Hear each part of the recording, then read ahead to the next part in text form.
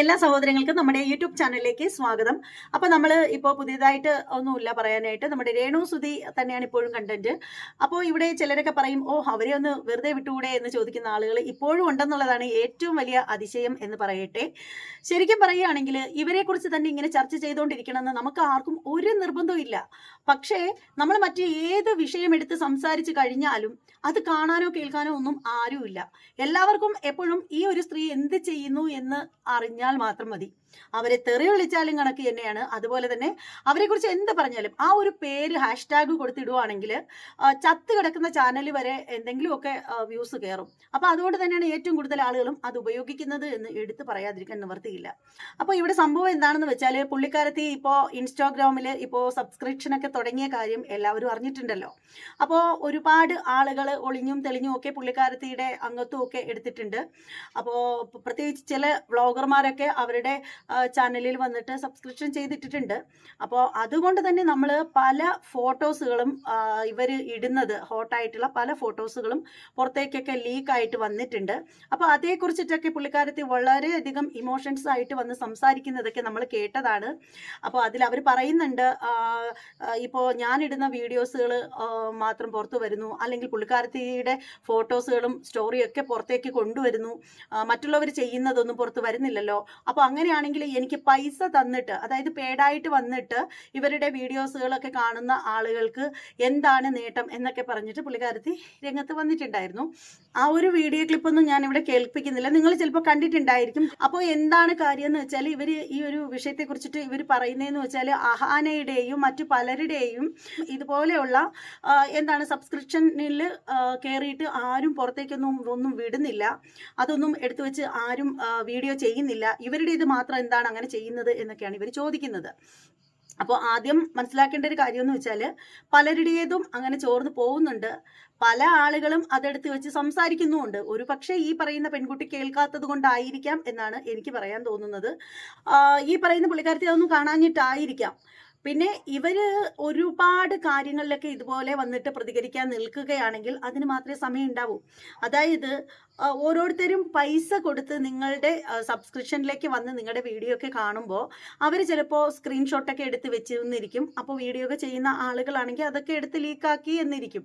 അപ്പോൾ പുറത്ത് മറ്റുള്ളവർ കാണുന്നു എന്നതല്ല ഇവർക്ക് പ്രധാനപ്പെട്ട വിഷയം എന്ന് പറഞ്ഞാൽ, മറ്റുള്ളവർ വന്ന് കാണുന്നതല്ല. ഇവർക്ക് പൈസ കൊടുത്ത് സബ്സ്ക്രിപ്ഷൻ ചെയ്ത ഒരാൾ ഇവരോട് പറഞ്ഞൊരു കാര്യം എന്ന് വെച്ചാൽ, ചേച്ചി ഇതുപോലെ യൂട്യൂബിൽ വന്നിട്ട് ഫ്രീ ആയിട്ട് ഓരോരുത്തരെ എടുത്തിട്ട് വീഡിയോ ഒക്കെ ചെയ്യുമ്പോൾ അവർക്ക് സബ്സ്ക്രിപ്ഷൻ ചെയ്ത ഒരാൾ വന്നിട്ട് ഇവരോട് പറഞ്ഞ ഒരു കാര്യം എന്താണെന്ന് വെച്ചാൽ, ചേച്ചി യൂട്യൂബിൽ മറ്റു പലരും ചോർത്തിയിടുന്ന ഈ വീഡിയോകളൊക്കെ 10 രൂപ പോലും ചിലവില്ലാതെ, ഒരു 10 പൈസയുടെ പോലും ചിലവില്ലാതെ പല ആളുകളും എടുത്തു വെച്ചിട്ട് കാണുമ്പോൾ നമ്മളൊക്കെ പൈസ കൊടുത്ത് ഇത് ചെയ്യുന്നതിൽ എന്താണ് അർത്ഥം എന്ന് ചോദിക്കുകയാണ്. അപ്പൊ ഇത് തന്നെയാണ് ഈ ഒരു പുള്ളിക്കാരത്തി ഇവിടെ വന്ന് സംസാരിക്കുന്നത്. ശരിക്കും വീഡിയോ ചെയ്യുന്നതിനേക്കാൾ ഏറെ ഇവർക്ക് ബുദ്ധിമുട്ടെന്ന് പറഞ്ഞാൽ, ഇവർ ചെയ്യുന്ന സാധനങ്ങൾ പുറത്ത് വന്നിട്ട് ആളുകൾ കാണുമ്പോൾ ഇതുപോലെ ഇവർക്ക് സബ്സ്ക്രിപ്ഷൻ ചെയ്യുന്ന ആളുകളുടെ ഒരു ഇതങ്ങ് കുറയും. കാര്യം എന്താണെന്ന് വെച്ചാൽ, ഇവരിതൊക്കെയാണല്ലോ ചെയ്യുന്നത്, അത് നമുക്ക് ഫ്രീ ആയിട്ട് കണ്ടുകൂടെ, പിന്നെ എന്തിനാണ് ഇവരുടെ ഇതിൽ കയറി കാണുന്നത് എന്നൊക്കെ ചിന്തിക്കുക. അപ്പൊ അതുകൊണ്ട് സാമ്പത്തികമായിട്ട് നഷ്ടം സംഭവിക്കും എന്നുള്ള ഒരു ധാരണയിലാണ് പുള്ളിക്കാരത്തി വ്ളോഗർമാർക്കെതിരെ രംഗത്ത് വന്നിട്ടുള്ളത്. അപ്പോൾ എന്തായാലും ഇവർ അഹാനയുടെ കാര്യം പറയുന്നുണ്ട്. അഹാനയൊക്കെ സബ്സ്ക്രിപ്ഷൻ ചെയ്തിട്ട് അതൊന്നും എടുത്ത് ആരും പുറത്തിടുന്നില്ല എന്ന് പരാതി പറയുന്നുണ്ട്. ഇവർക്കുള്ള അത്രയും ആളുകളൊന്നും അഹാനയ്ക്ക് സബ്സ്ക്രിപ്ഷൻ ചെയ്തിട്ടില്ല എന്നൊരു കാര്യം കൂടി പറയുന്നുണ്ട്. അപ്പോൾ എന്തായാലും അതിൻ്റെ കാര്യം എന്താണെന്ന് വെച്ചാൽ, അഹാനയുടെ സബ്സ്ക്രിപ്ഷനിലെന്ന് പറഞ്ഞാൽ, അഹാന ഈ ഒരു പുള്ളിക്കാരത്തി ചെയ്യുന്നത് പോലെ ഒരുപാട് ആളുകളെ ഇങ്ങോട്ട് ആകർഷിക്കുന്ന രീതിയിലുള്ള വസ്ത്രധാരണമൊന്നുമല്ല അഹാന. നമുക്ക് എല്ലാവർക്കും അറിയാവുന്ന കാര്യമാണ്. കൃഷ്ണകുമാറിൻ്റെ മക്കളുടെ വസ്ത്രധാരണമൊക്കെ പ്രത്യേകിച്ച് എങ്ങും പോയി ആരോടും ചോദിക്കേണ്ട കാര്യമില്ല. നമ്മൾ സോഷ്യൽ മീഡിയ ഉപയോഗിക്കുന്ന ആളുകളൊക്കെ അത് കണ്ടുകൊണ്ടിരിക്കുന്നതാണ്.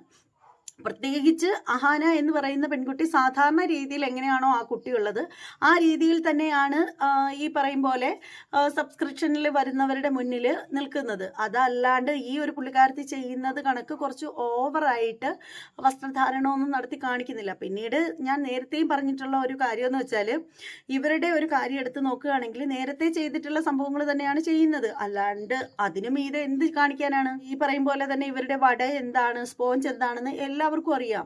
അപ്പൊ ആ കാണിച്ചത് തന്നെയാണ് കുറച്ച് കൂടുതലായിട്ട് കാണിക്കുന്നു, അത്രേ ഉള്ളൂ. അതായത് കള്ളുഷാപ്പിനുള്ളിലുള്ള ആൽബം ചെയ്തിട്ടുണ്ടായിരുന്നല്ലോ, ഇപ്പൊ പ്രതീഷും അതുപോലെ മറ്റൊരു ചെറുപ്പക്കാരനും ഈ പറയുന്ന കണ്ണാപ്പി കോഴിക്കോടും കൂടി ചേർന്നിട്ടുള്ള ഒരു ആൽബം.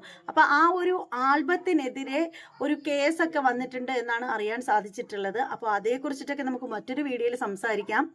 അപ്പോൾ എന്തായാലും ഈ വീഡിയോ ഇത്രയേ ഉള്ളൂ. വീഡിയോ കണ്ടിട്ടുള്ള നിങ്ങൾ ഓരോരുത്തരും നിങ്ങളുടെ അഭിപ്രായം എന്താണെന്ന് വെച്ചാൽ കമന്റ് ബോക്സിൽ രേഖപ്പെടുത്തുക. മറ്റൊരു വീഡിയോ ആയിട്ട് കാണുന്നത് വരെ എല്ലാവർക്കും ബൈ.